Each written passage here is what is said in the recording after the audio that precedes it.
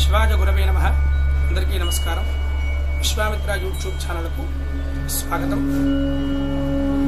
చంద్రగ్రహణం కోసం వాటి నియమాలు, పట్టు స్నానం ఎప్పుడు, విడుపు స్నానం ఎప్పుడు, ఇవన్నీ కూడా అందరూ అడుగుతున్నారు. వాటి వివరం కోసం ఈ యొక్క ప్రసార మాధ్యమం ద్వారా తెలియపరుద్దామని వచ్చి ఉన్నాను.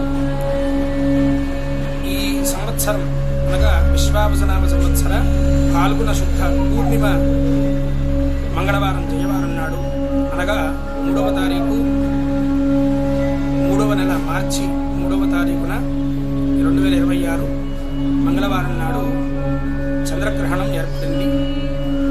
అయితే అది గ్రస్త చంద్రగ్రహణం అనగా మనకి కనిపించేది తక్కువ సమయమే, ఉన్నది మాత్రం 3 గంటల మధ్యాహ్నం 3 గంటల 20 నిమిషముల నుండి సాయంత్రం 6 గంటల 48 నిమిషముల వరకు కూడా చంద్రగ్రహణ సమయం ఉన్నది.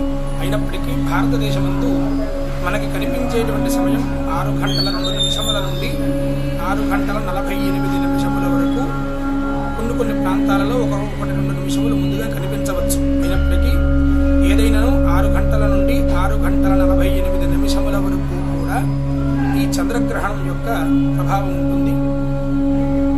ఈ యొక్క పట్టు స్నానం చేసి జపాదులు ఆచరించేటువంటి వారు, అలాగే పట్టు స్నానం చేసేవారందరూ కూడా 6 గంటల 2 నిమిషములకు పట్టు స్నానం ఆచరించి 6 గంటల 48 నిమిషములకు విడుపు స్నానములకు సంకల్పం చేసి విడుపు స్నానం కూడా చేసి శుద్ధి చేసుకుని ఇత్యాదులు క్రతువులు అంటే భోజనాది క్రతువులన్నీ కూడా కార్యక్రమంలో కానించుకోవచ్చు.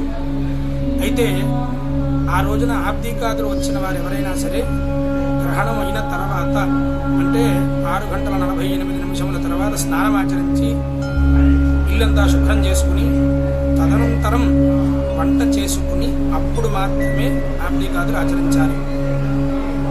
అలాగే కర్తృత్వాలు, ఒకవేళ భార్య మీద కర్తృత్వం వేసి భర్త పోయిన వారు ఎవరైనా భార్య మీదే కర్తృత్వం వేయవలసి వచ్చి వేసినట్లయితే అటువంటి వారు మాత్రం మరుసటి రోజున కార్యక్రమాన్ని ఆచరించవచ్చు. ఇంకా ఈ సమయంలో సింహరాశి వారికి అనగా పూర్వ ఫల్గుని పుబ్బా నక్షత్రమందు ఈ గ్రహణం వస్తున్నది కావున పూర్వ ఫల్గుని ఉత్తర నక్షత్రాదులు మఖా నక్షత్రాదులు వారు అనగా సింహరాశి వారు ఈ యొక్క గ్రహణాన్ని చూడరాదు.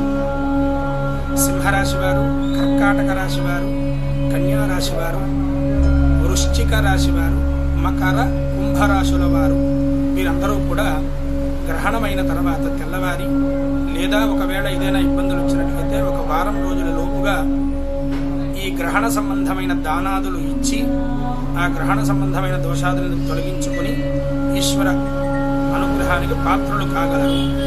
అలానే ఈ గ్రహణం చంద్రగ్రహణం కేతుగ్రస్త చంద్రగ్రహణం అయితే గ్రస్త గ్రహణం అయింది కావున, గ్రస్తం అనగా మనకి కనిపించే సమయం తక్కువ అవ్వటం వలన పూర్తిగా మనకు కనిపించదు కనుక గ్రస్త గ్రహణం అంటారు దీన్ని. కావున భక్తులందరూ కూడా ఈ సమయంలో గ్రహణ సమయంలో కూడా అందరూ కేవలం దేవాలయాదులు మూసివేయాలని మాత్రమే అందరూ అనుకుంటూ ఉంటారు. శాస్త్ర ప్రమాణాలలో నిజానికైతే దేవాలయాదులు తెరచి అక్కడ మనకి అర్చించమని కూడా శాస్త్రవచనం.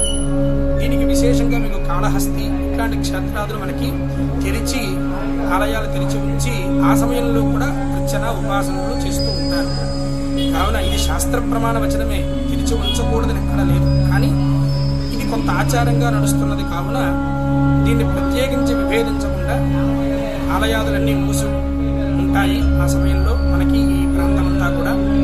కావున భక్తులందరూ గమనించి ఆ సమయంలో మీరు దేవతా ఉపాసన అంటే దేవతా సంబంధమైన పట్టు స్నానం చేసి దేవతా సంబంధమైన ఉపాసనలు చేసుకుంటూ ధరించగలరని భావిస్తూ అందరికీ ఈ చంద్రగ్రహణ విషయంలో ఏదైనా సందేహాలున్నా కామెంట్ రూపంలో తెలియపరచగలరని కోరుకుంటూ అందరికీ నమస్కారం. మహాదేవ్.